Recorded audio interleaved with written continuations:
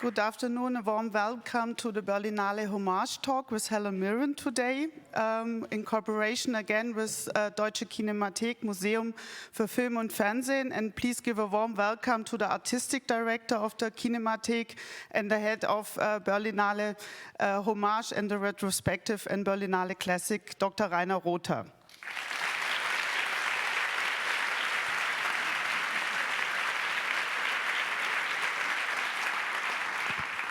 Yeah, thank you. We are both glad to see you all here. You're certainly waiting not for us, but for somebody else. Really? Well, we could do a bit more. No, we don't. So we are very happy that so many of you are here, and we are also happy to introduce what's coming next.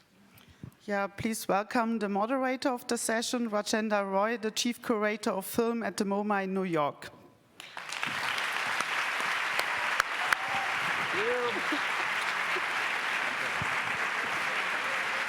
Hallöchen. Hi. It's great to be back in Berlin. Hi. After last year, which I was very, very humbled to be one of Juliette Binoche's minions on the jury here, I was like, there's no way I'm coming back to Berlin. I'm completely spoiled. I've had the perfect experience. And then I got the call, would you come and moderate a conversation with Helen Mirren? Ladies and gentlemen, Helen Mirren.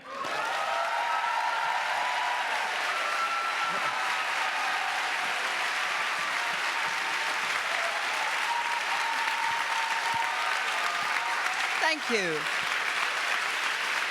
Thank you. This is a very beautiful theatre. This is lovely. What's the history of this theatre? How eins. Someone will have to give me the background, but I know it's still an active theatre and has been for a while, and this is where traditionally the talents conversations happen, and I like it because it's kind of intimate, like It's we're all beautiful. together. Do they have theatre here? Yes? It's really, really pretty theatre. I love it. We shouldn't really be using our microphones. We should be projecting.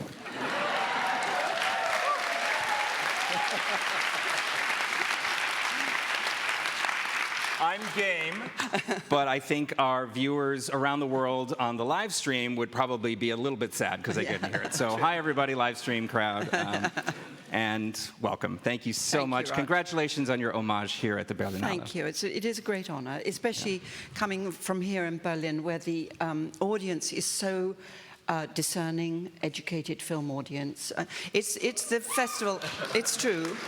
It's the festival that filmmakers are the most nervous of coming to, I think. Is that true? Because I believe so, yes, because, you know, of course the Berliners and the film audience love film, but they're also very, I'm not saying critical, but they're just very, very knowledgeable about the language of film. And so, and they make their feelings known. Truly. I've always said that this festival has one thing that is most desirable for a filmmaker, and that is the audience. Yes. It's quite unlike Cannes, which obviously has its own thing, and Venice, which also has its own thing, but neither of those has this publicum. You know, No, has this absolutely. public. This is the filmmakers' festival, absolutely, yes. So we are here for you today, and as I was attempting to tackle this task, I mean, your career has been so sweeping. 61 films was one count, but I'm sure that's wrong, and underestimating, and the theater work, and so the decision was that let's focus in on several of your characters and kind of have a discussion around those women those characters that you built with your collaborators, and then build from there and see how it goes, if you're agreeable to that. So I've picked 5. The 5 will be Victoria from The Last Good Friday, Jane Tennyson, prime suspect, Georgina from The Cook, the Thief, his wife and her lover, Queen Elizabeth II from The Queen, and Sofia Tolstoya from The Last Station. So, Great. if I haven't mentioned your favorite, you're out of luck, because those are the clips we got. No, they're a good selection. It's an excellent selection. Well, I'm glad you approve. But we will have time after our chat for the audience to ask questions. So if there's some blanks that need filling in, we can do it then.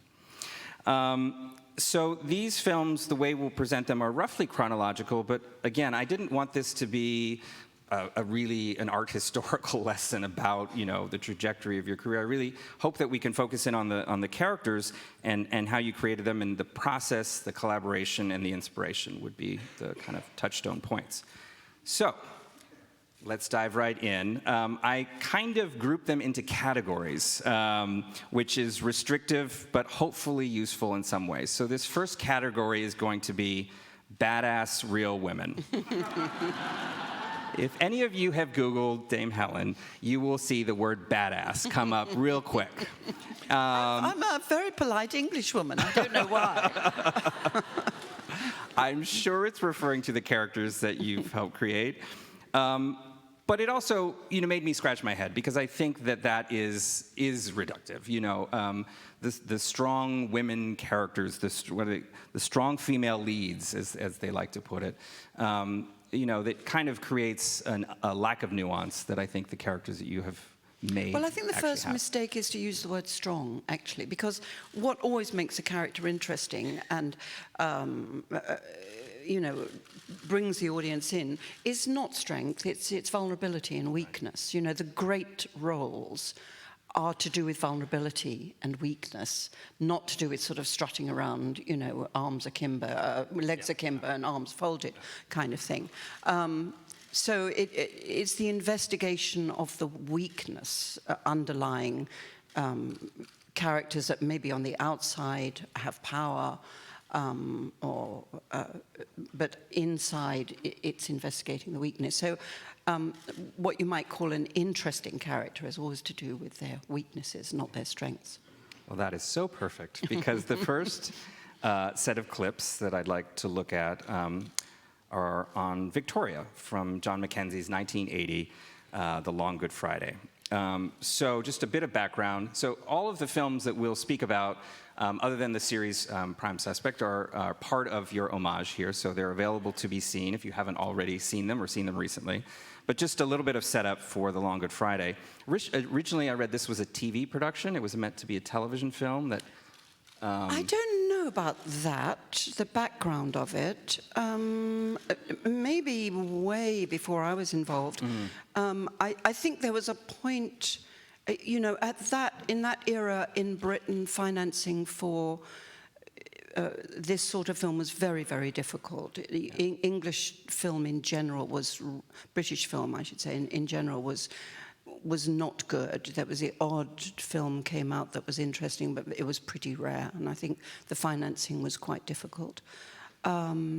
So, you know, maybe after it was finished, there was a sense of, with the distribution, with the financing, with the producers, there was all a lot of up and down going on, I remember.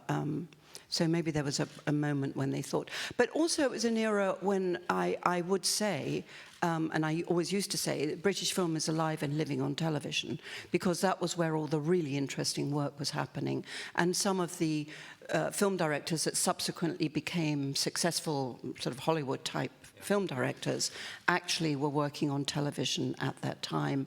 And you had, you know, the great writers were working on television. Not Dennis Hopper. Not Dennis Hopper. Dennis, the great writer. Oh my God. Oh. Thank you, exactly. Yeah. Dennis Potter, not Dennis Hopper, was working on television. You know, there was the really talented people were working on television at the time. Yeah, absolutely correct, and I think it was noted because now this film is listed as one of the great 100 British films, near the top of that list, actually. And I think, unfortunately, that would only have happened if it had the release it did, because, as you said, there are so many great television productions. But so it's set in the 70s London, on the edge of European greatness, right? Back there again, aren't we? Aren't we right there? So Harold, played by the unbelievable Bob Hoskins, just unbelievable, as you'll see, as a gangster boss looking to develop the docklands for London Olympic Games, which, keep in mind, in 1980 that wasn't even really part of any discussion, but of course it came true. No, absolutely, and the London that you see in this movie is exactly as it was. It was very bomb damaged. We're talking about the East End of London. And it was basically, even in the 70s, still in the 70s, was just a bit of a bomb site, literally. And the film had the vision and the understanding that this would become one of the centerpieces of modern London, as indeed it did subsequently become. Canary Wharf, what we call Canary Wharf, which is the whole economic center apart from the city, was built there after this film was made. So you literally physically see the London, which is changed so dramatically now. Yeah, London is definitely a character, as are the IRA, and the bombings that are part of this film. And all of that history, Yeah, American gangster money that shows up. Fascinating to me to rewatch this. Openly gay characters that aren't in any way put out of the normalcy of life, in that period, any period.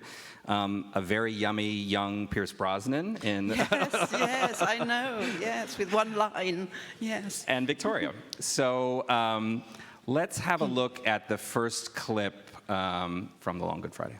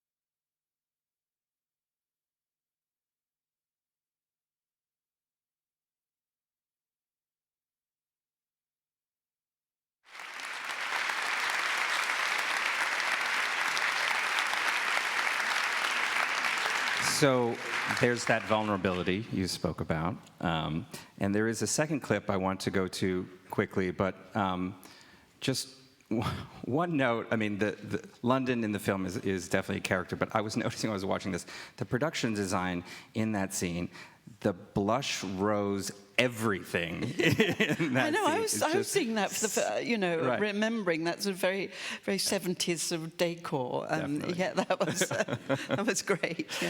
But so Victoria's a gangster's mole, but she's much, much more, as we learn through the film, as the film progresses. And in this scene, she has saved something already, if not quite yet their relationship. And then the film progresses, and we take a shift. And let's just jump right to the second clip.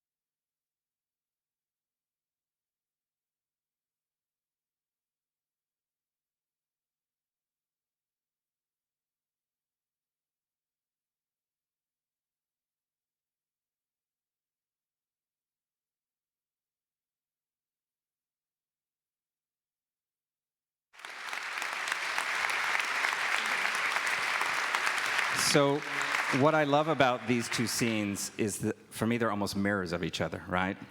One is calm and pensive, and the other is just violence upon violence. And in the end, the roles have totally flipped, right?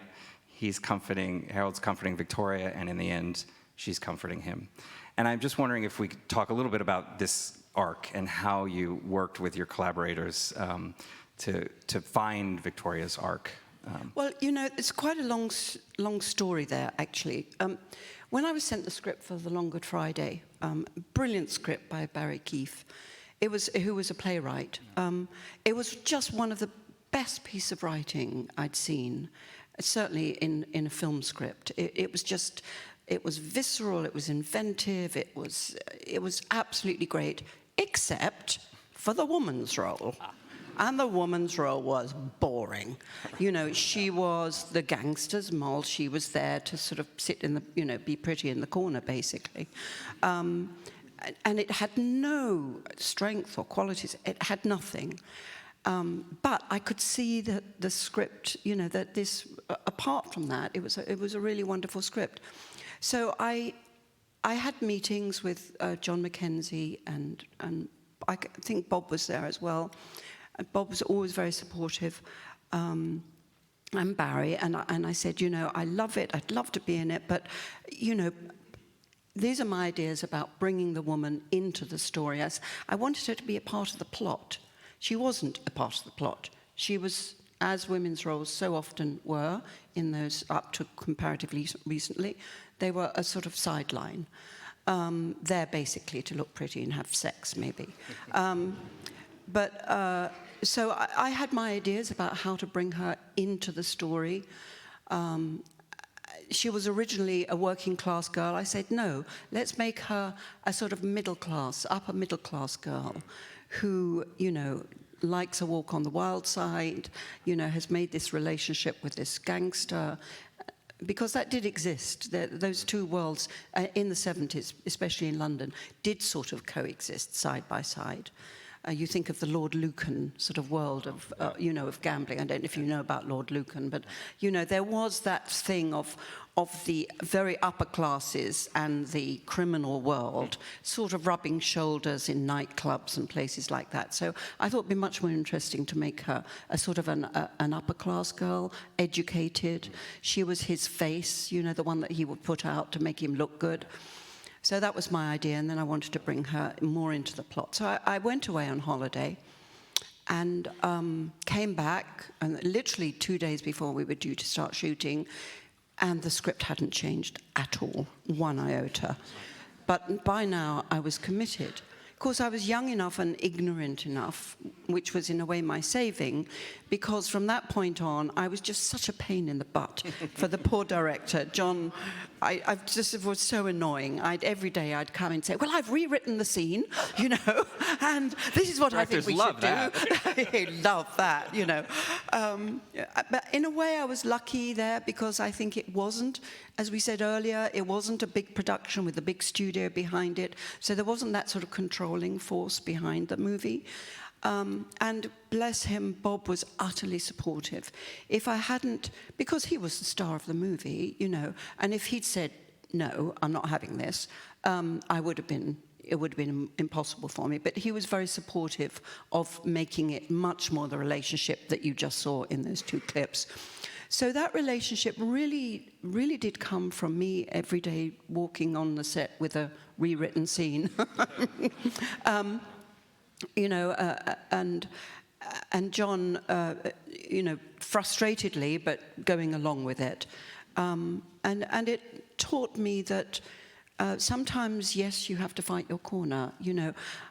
I think it helped, as I said, that I was young and naive and didn't know you weren't supposed to do that sort of thing.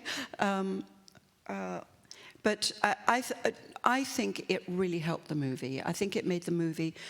Of course, the movie was, as I said, apart from Victoria's role, was a great piece of writing. Bob was spectacular. It was an incredible performance, and that would have been there anyway.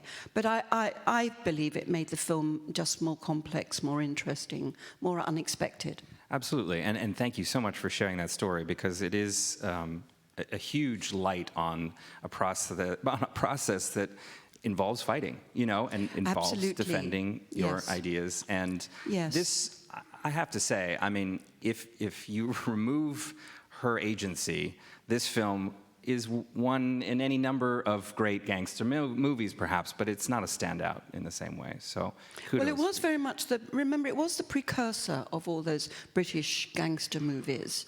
You know, it rewrote, you know, the program in a way for British film. And a lot of the gangster movies that have come out since, a lot of them are not great. You know, they're seeking that lightning in the bottle that Long Good Friday had. And some of them are great, you know, some of them are wonderful. Last note on this picture, I was noting, especially in the last clip, it looked like that was shot, that especially from the boat to the car, one take, no coverage, all action on your part, Yes, almost that's like true. theater. Yes, Yeah. I think it was. Yes, you're right. Remarkable. Yes, Yeah. well, we were on a very tight schedule. You know, the whole film was shot, I think, in something like 6 weeks. You know, it was very low budget. Yeah. You know, it was the classic sort of, you know, filmmaking, guerrilla filmmaking, yeah. So Guerrilla, not gorilla.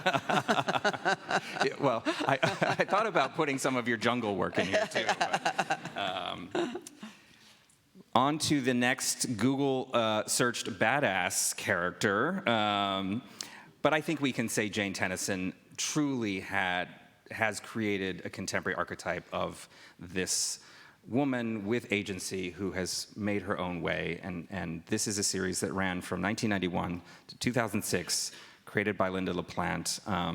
And what you did with her in shaping Jane has changed series television. I mean, this festival is now very engaged in serial storytelling, as is everybody's interested in this now. You were way ahead on that, and it was a popular breakthrough, I guess, if you could say, for you, for your career. But Jane, in rewatching some of these episodes, I realized is infinitely more complex than this tough cop. You know, as we crass Americans, this tough lady cop, you know, that she's made out to be. So I'd love to seize this clip, or show this clip. It's from the first season, the first episode from the first season, and it's Jane grabbing her moment. Let's take a look.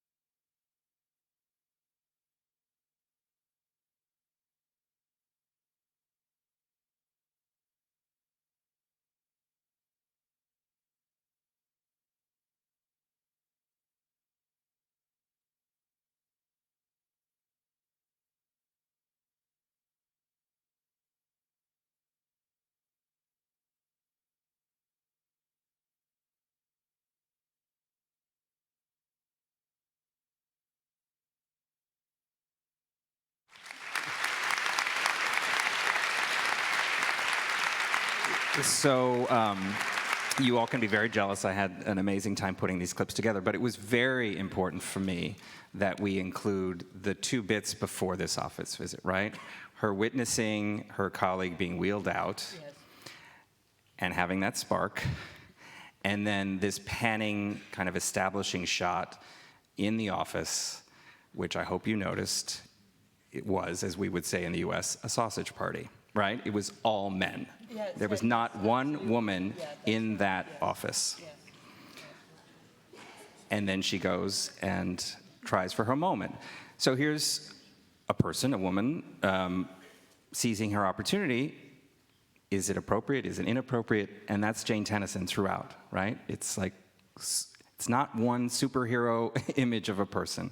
Talk a little bit about that. No, the great thing about Jane, and you know, all credit to Linda LaPlante, who wrote that first series and created the character, and I was incredibly lucky that they came to me to play it. Because at that time, that sort of role for women really didn't exist on television or really anywhere, actually. And it wasn't the fact that she was a strong woman, and we had a little discussion about this earlier. It was the fact she was an incredibly flawed character. You know, she was obsessive, she was driven, she was ambitious, she was prepared to, you know, bend the rules, not in that sort of, you know, now it's become rather classic, the maverick cock. Oh, I'm sorry about that. We'll get there, we'll get there. Slip of the tongue there. It's one of these cards is about that. Oh dear, that'll be streamed. Cop, I meant to say, cop. Maverick cop. It's quite a mouthful, you try it. I have a comeback for that, but I'm not going to go there. Oh, no. Oh my God, we're going on and on.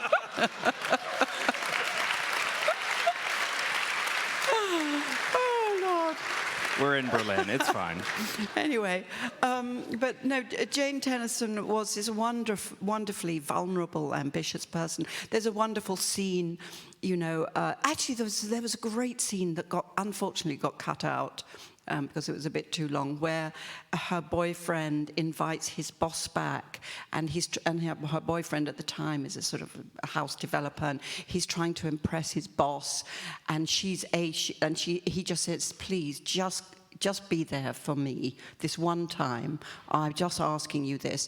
And she arrives late, and she's a bit drunk because she's had a successful moment, and she messes up the dinner. She hasn't got the dinner organized, and then she insults the boss, you know. So she's this fabulously flawed character. And that was, of course, what made her interesting. I had very little research time. I was doing another film in Italy. Literally the day before I had to start shooting, I was finishing a film called Where Angels Fear to Tread in Italy, with the wonderful Helena Bonham Carter and Rupert Graves. And the way scheduling sometimes works, I finished on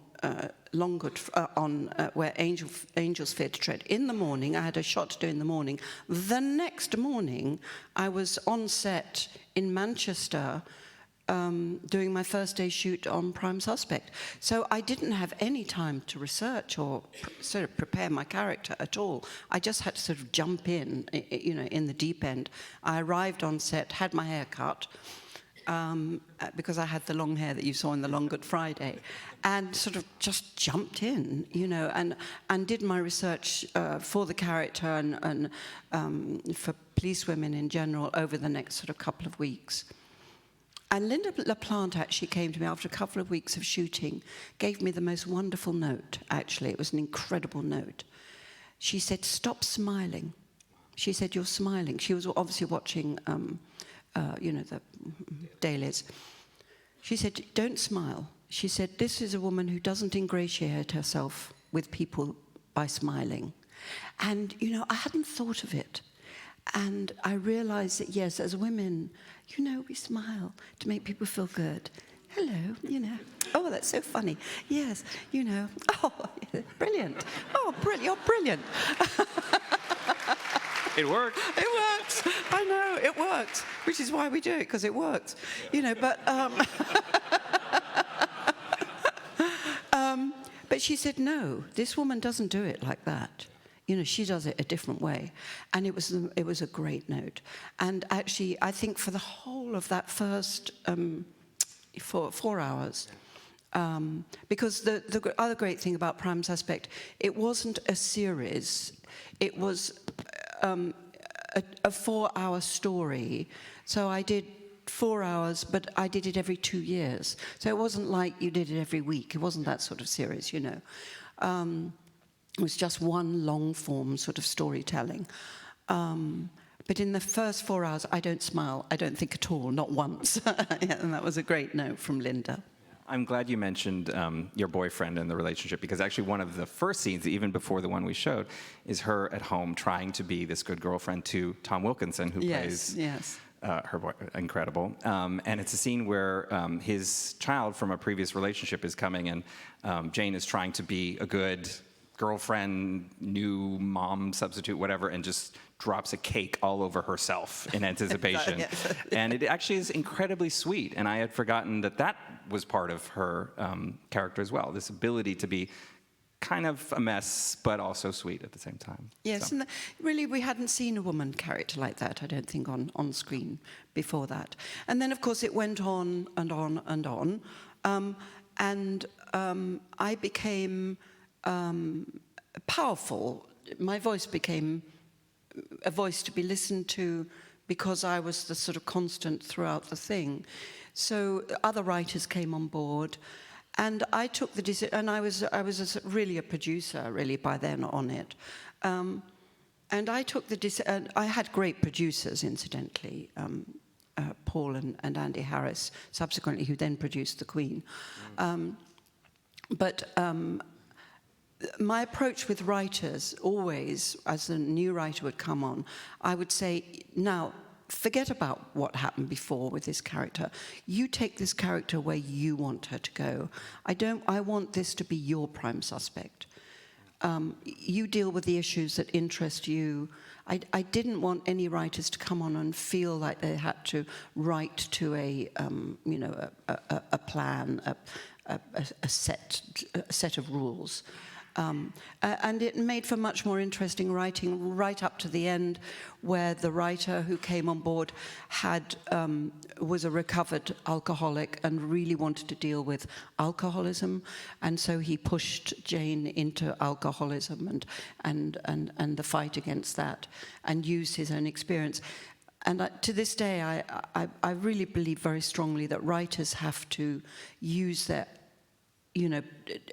a project has to be theirs. For it to be really good writing, it has to come from the heart and the gut of the person writing.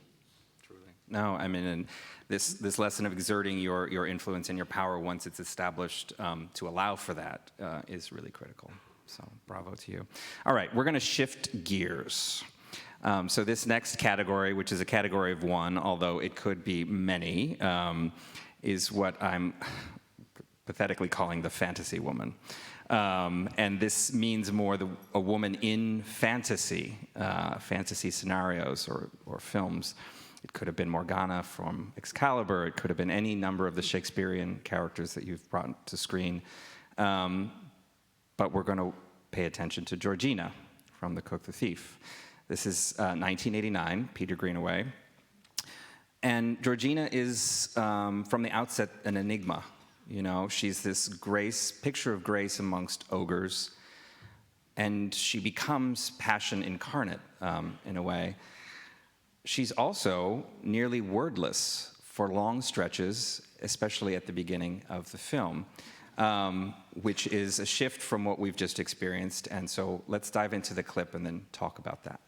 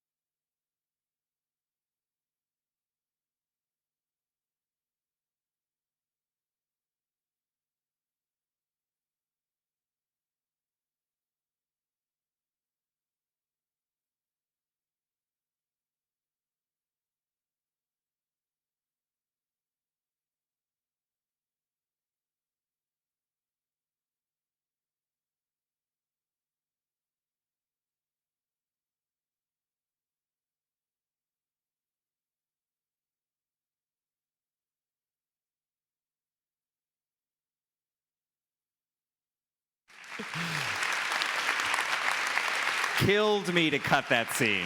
The scene is not over. It just starts getting good. Peter Greenaway, really, I mean, amazing. I haven't seen that film for such a long time, and it's incredible. Incredible. You know, you have to remember that those tracking shots, for example, you know, this was, now it would be, you could do that like that, but, you know, the tracking shots were technically very difficult at that time because he was obviously tracking from one set to a completely different set on a completely different day, but the tracking and the timing had to be seamless. So the speed of the camera, the movement of the actor had to be absolutely match, and then match perfectly the next day when you're in, you know, in a different set and in a different situation. So it was technically quite tricky. But visually, it's so extraordinary. Jean-Paul Gaultier did the costumes, and you know, what an incredible experience to work with Gaultier. You know, he's just recently retired, and this was when he was really just starting out. Also, an incredible Dutch team of designers that Greenaway worked with. The production design and the visualization with this amazing team of Dutch designers. I was going to ask if that got in the way in any way. No, you know, I love costume and I love visual, and I will enslave myself to that as an actress without any problem whatsoever. I find it just, you know, just so powerful, and I still do as an audience, you know, watching that. And also the music, you know, he'd actually composed the music before he shot the film. Is that true? Yes. Michael Nyman. Michael Nyman's, yeah. And Peter would play, when we were shooting the film, he would play us the music. Oh my God. Wow. So it has this slightly balletic feel about it, doesn't it? That we're moving to the music. Well, it was in this scene and several others when I knew you would have been one of the great silent actors of all time as well. I mean, truly, truly. It's nice not to have any lines, I have to say. Just to look great. It's fabulous. I mean, the emotiveness, you understand 1,000% what is happening with these characters. Also, I knew Alan very, very well. You know, Alan Howard, who plays the lover, I'd worked on stage with many times. He was one of the great Shakespearean actors, and it's ironic that he doesn't speak either, but he had the most incredible speaking voice. He's sadly not with us anymore, but he was one of our greatest Shakespearean actors. So I'd stood in the wings and watched him play Hamlet. I played Ophelia to his Hamlet. I was Queen Margaret to his Henry VI. What else did we do together? I think we did a Gorky play together. We'd done a lot of work on stage together, so I knew him really, really well. And I think that, that all of that feeds into that sort of, what you get on the screen. And it must have fed into what follows in that scene, which is one of the hottest sex scenes. Yes. Recorded on film. Yes. And Peter shot that instantly in a very great way, which was he put us into basically a very voyeuristic. Of course, many directors are a bit voyeuristic, but he put us into a completely black space. So we didn't see the crew. We couldn't see the screw. What's wrong with me today? I can't stop. We're on to the sex portion, so let's go wild. We saw the screw, definitely. But, you know, the boom was just coming over the top of these we were surrounded by black curtains. There was a little hole in the curtain through which the camera was peeking, but you couldn't see that. So it was as if we were completely on our own. Wow. And it was a brilliant way to do it because, you know, these scenes are not the easiest of things to do anyway. But to feel utterly private like that was brilliant. But you've never shied away. I mean, and the reason I didn't want to move forward, because I mean, everyone would only be thinking of that afterwards. But you've never shied away from going where a film feels it needs to go in terms of on-screen sex and certainly nudity. And I don't know if you have any words or advice about, you know, intimacy on screen. It is such a subject these days, but you... I think it's great that now they have sort of, what do they call it, intimacy directors, you know, choreographers, which is a good thing. And my husband is a film director, and he did one of the greatest, if you like, sex scenes or intimate scenes in the Richard Gere, Deborah Winger film, Officer and a Gentleman. Yeah, wonderful scene. It's very, very... and he says the thing to do is to choreograph it. You know, you don't leave it to sort of improvisation. That's you know, that's difficult for the actor. So you literally say, the camera will be here, this is what we'll see, you know, and you just absolutely choreograph it. And that's actually what they are doing now. I mean, you know, it's not always necessary. In fact, you know, is it ever necessary, really? But certainly I've been involved in it a few times. Yeah. Oh, brilliantly. Yes, it's never comfortable to be the only naked person on a set. No. You know, the only naked person on a set of dressed people, mostly men. It's not very comfortable. Well, fortunately, you had a partner in this film who was game as well. He was... Yes, absolutely, yes. All right, so moving on to our next and last category of characters, and one that you have certainly excelled in to the point of dominating the field, and that's in historical figures. So let's just dive right into The Queen from 2006. Stephen Frears, director, but Peter Morgan, writer, who you went on to have... and Andy Harris producing, all-important person. Fantastic. Yes. So we feel we know so much about the Queen, but this was really the first time on a big screen we got to understand, in a way, what we didn't understand. And the control that she embodies, and she embodies literally for a nation, and certainly up to that point, she felt that was her duty to embody control. And in this film, we can see her holding on to that with all of her might, losing it, and then regaining it. And I selected a scene where I kind of feel all of that happens in one. Let's have a quick look.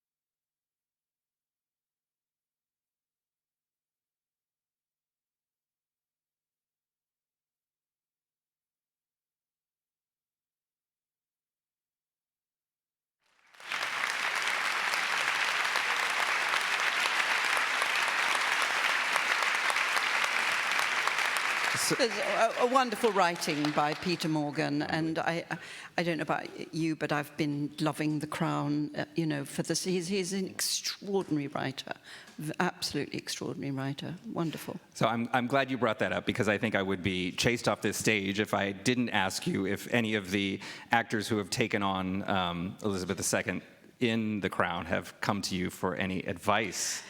No, I think, you know, because, well, you know, it was the first time that had been done, so it was a hot potato to think of doing that. I'm sure many of you are aware that the relationship that the British people have with the royal family is a very peculiar one.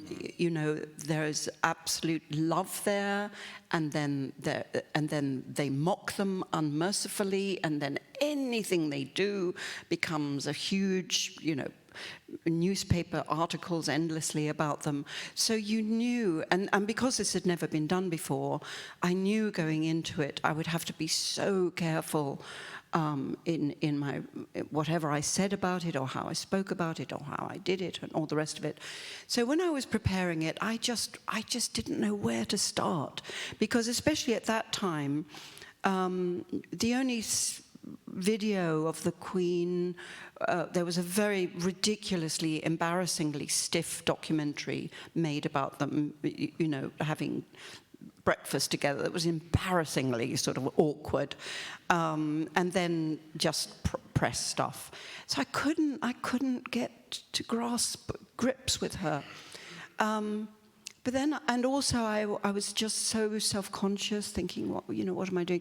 And then I thought, you know what, she's had her portrait painted many, many times, and she's very free. She doesn't try to, and I just played Elizabeth I, actually, in the same year.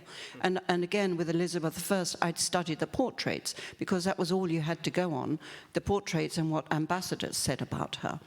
So, and the portraits were so controlled. They're branding, you know, the portraits are advertising, branding for Elizabeth I. But you look at them with a, you know, really try and find some clue in them about the character. Elizabeth II has been painted many times and is absolutely free. People can paint her, photograph her. She allows artists to do whatever they want. And I thought, I'm just another artist doing my portrait. It's Helen Mirren's portrait of the Queen. It's just like all of these painters have done their portraits of her and put their understandings into that portrait. I will put my understandings. And that was an incredibly sort of liberating moment for me. It made me think, it's okay, you can just do that. So from that point on, then I started looking at film, obviously, and I was on holiday in the south of France with my husband with a load of videotapes, actually. It was a videotape time, and a little tiny screen.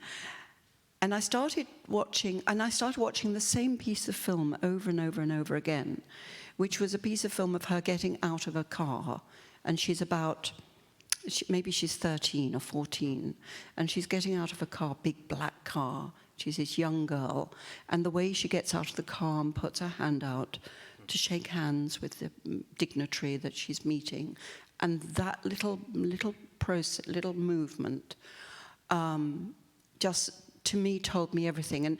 And my husband eventually said to me, you know, it's great you're watching all this film of her young, but when you're going to get to her watching film of her at the age she is? I said, I'm not going to.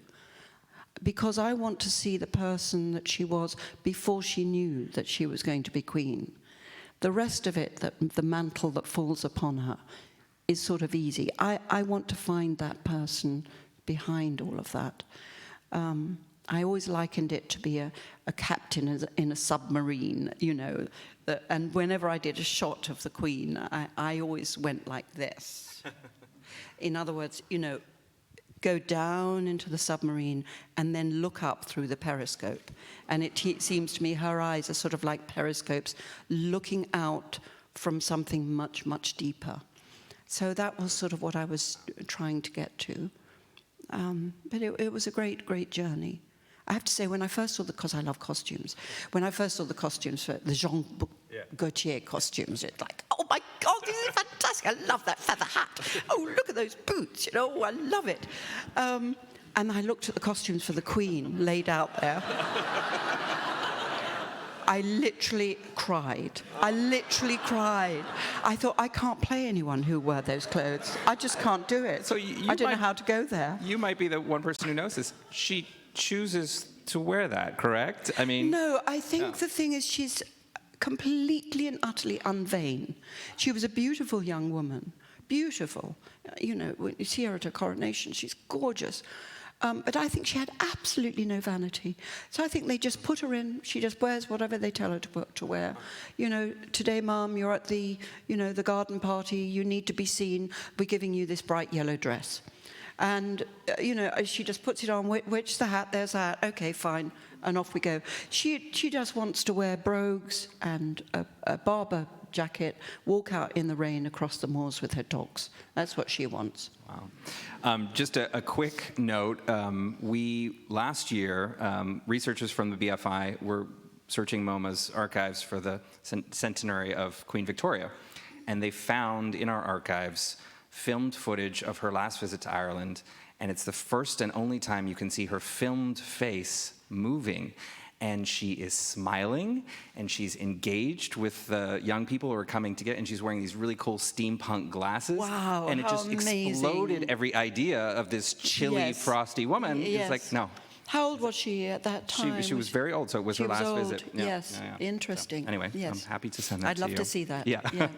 All right, so we are up to our last character, and I do want to get to audience questions, but Sofia Tolstoya.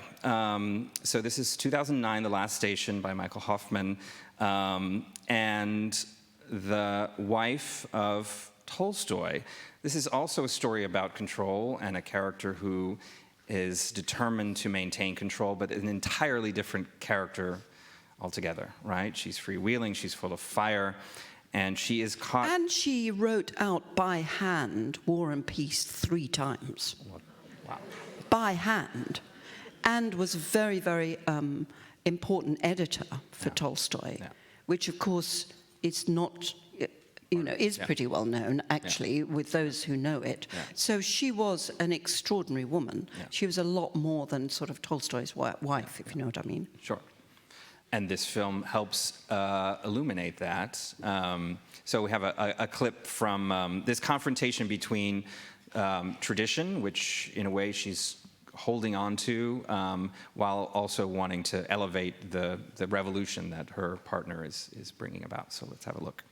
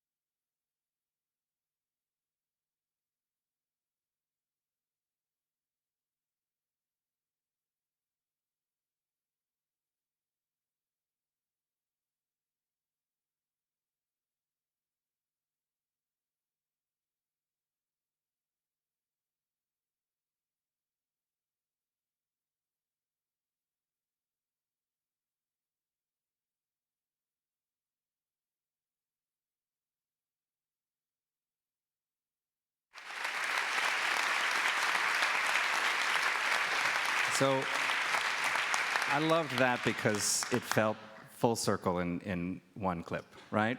Yes, yes. I mean, Sophia Tolstoy was a wonderful character to play. I mean, she was an extraordinary character in real life. As I said, she was Tolstoy's editor. She, as I said, wrote many of Anna Karenina. She also wrote out by hand. So she was absolutely, you know, alongside of him through all of his great creative period. And then towards the end of his life, he did start giving, you know, because he became, you know, communist really, but I can't remember the name of the movement he was a part of, but really wanted to give everything away and live as a peasant. It was a bit of a romantic fantasy, which she recognized. But she was this wonderful, sort of explosive character. Once again, I was on another job and I didn't have the time to sort of prep properly. So I came, and in fact, we shot a lot of that in Germany, here in Germany. Thank you, Germany, for the finance and for the beautiful locations that we had. But I didn't have the time to prep properly, so I arrived and all the costumes had been made already, so I had a quick costume fitting. And the costume, and I hadn't read the script for a long time properly, and the costume lady said, so this is the costume you will wear when you throw all the china and break all the china. I said, okay. And this is the costume that you wear when you try to kill yourself, you jump off the end of the jetty. And this is the costume you wear when you climb out of the window and you creep along the side of the house and you fall in through the window.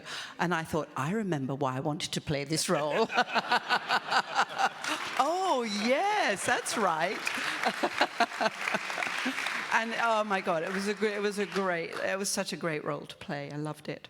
And it also feels very contemporary in a way, of this battle between tradition and social progress and all of that. And of course, I am half Russian. There you go. And I think that was the other thing that I felt I could try to, you know, connect with my Russian nature more incidentally than Catherine the Great. Is that true? Because I was going to. Yes, because Catherine wasn't Russian.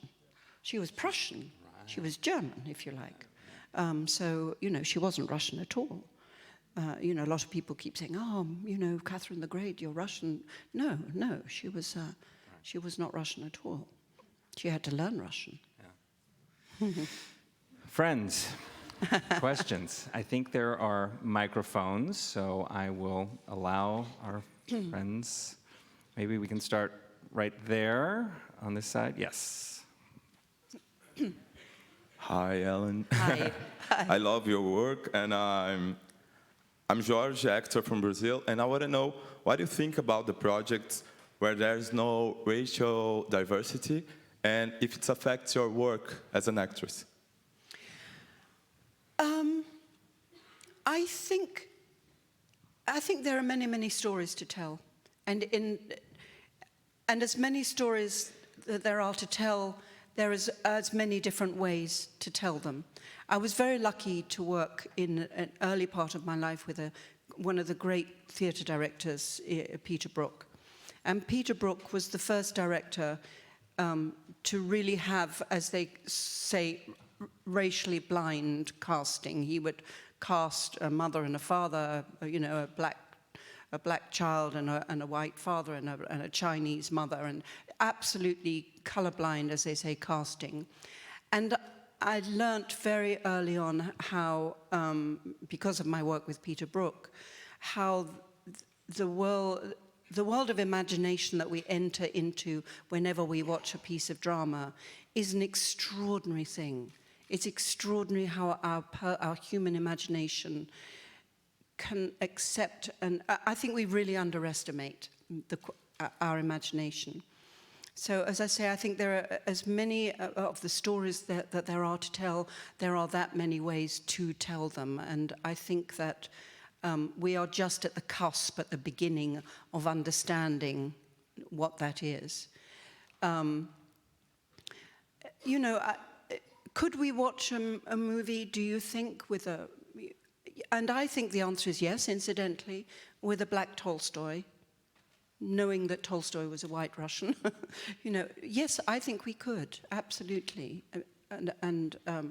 you know, an Asian wife, because I think the way we watch and understand stories is only enriched by that. That is my feeling. And you've taken on already very serious gender kind of swaps. I mean, most notably, I'm thinking of Prospera in Julie Taymor's The Tempest. Yes, yes, absolutely. I mean, you know, it was now, even not that much later, but now a lot of women are taking on the male roles in Shakespeare, which is fantastic. I watched Alan do Hamlet, thinking that I would never, ever have the opportunity to have those amazing thoughts in my mind that Hamlet has. And now young actresses can, and that's a fantic thing.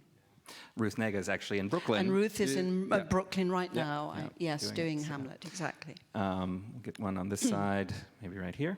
Yeah. Thanks. Hello, thank you for being here, first of all, Thank you. and sharing so many stories with us. I was lucky to see you in New York, being the queen in the audience, and I saw the movie. And what was the difference of being in a movie and playing the role and being on stage and playing the role again? Well, you know, big differences, because the two, both written by Peter Morgan, but from a very, very different perspective. I mean, the great thing about doing the audience on stage was the change in age. It was very exhausting and very demanding, but, you know, you had to change from being you know, a 30-year-old to being a 60-year-old to being a 40-year-old to being a, you know, as you remember, it flipped backwards and forwards. So it was obviously a very, very different, you know, approach to that character, and all the more rich for me to play it. So yes, there was a big difference, but also, you know, by then I had played it, that it was out there in, you know, in the world, and it wasn't such a sort of hot potato anymore, which was great. I have to tell you just a quick story about how I got to play the Queen, which was I was doing the last episode of Prime Suspect. And whenever I did a Prime Suspect, we would have a read-through of the whole 4 hours. But I would always try to get to the rehearsal room early first, so I could sort of welcome the cast and say hello, because I know how intimidating it can be, and I wanted to sort of make people feel like we were all in this together. So I'd arrived early in the rehearsal room, and as the cast were coming in, I was sort of saying hello and introducing myself. And Andy Harris, who produced The Queen and also produced Prime Suspect, was at the other end of the room watching this thing happening.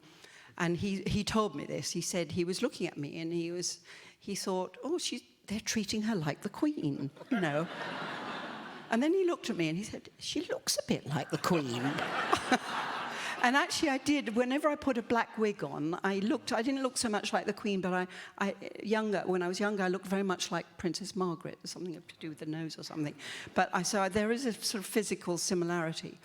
And then he thought, oh my God, I'm going to get Peter Morgan to write a play about the Queen, and Helen's going to be in it.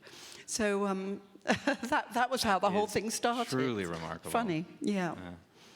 I'm not sure. Yeah, let's take one from the balcony. Yeah, I think you're standing right there. Yeah. Thank you so much for sharing all of your experience. I'm film director from Poland, and I wanted to ask you, which quality do you need from director, like approaching you, you know? What helps you on set from director's side to prepare and, yeah, to be the character? Well, I think there's a couple of things I would say. Preparation. It's great to walk on set with a director who is immaculately prepared, knows the script, knows the shots. It doesn't mean that it's not great to improvise.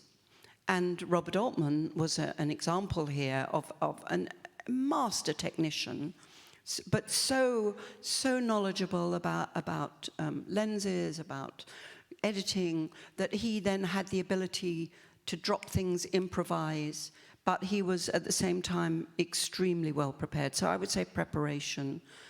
because then at least if you don't have an idea or if nothing's happening, you've got your prep to rely upon.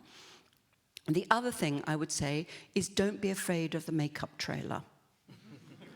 Go into the makeup trailer in the morning.